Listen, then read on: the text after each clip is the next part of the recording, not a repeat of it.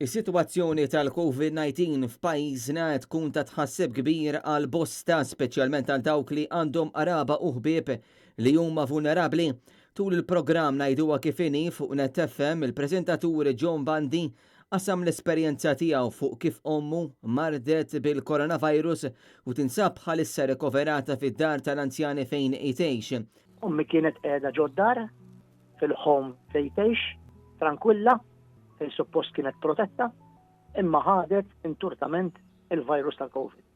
Ma' Andrea Tart, John Bandi stqar li f'dan il-mument ħafna qed imutu mingħajr ma jkollhom l-eżis tagħhom ħdejhom.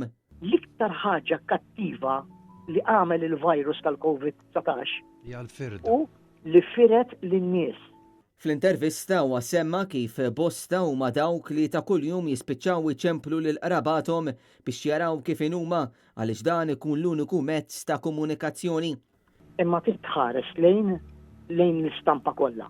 F'dar tal-anzjani ma jkunx hemm persuna waħda li tċempel għaliha u tistaqsi kif inhi jgħidulek. F'dar tal-anzjani jkun hemm numru kbir ta' anzjani jgħixu u kollha għandhom il-qraba u l-familjari u jekk kulħadd jagħmel telefonata kuljum residenza li kollha 100 u 120 pazjent residenti u koll konfużjoni.